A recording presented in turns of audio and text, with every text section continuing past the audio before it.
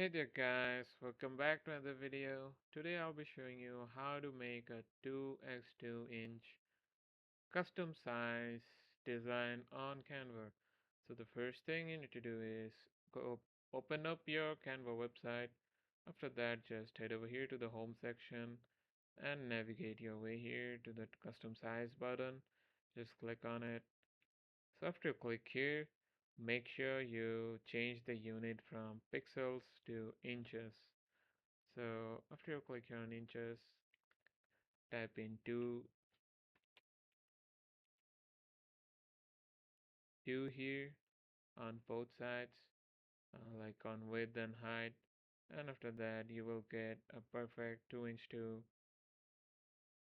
square shape or the circle shape as you like. So I'll just go with this one.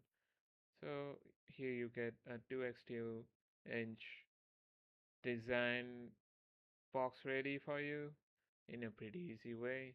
So I hope this video helps you guys. Thanks for watching and take care.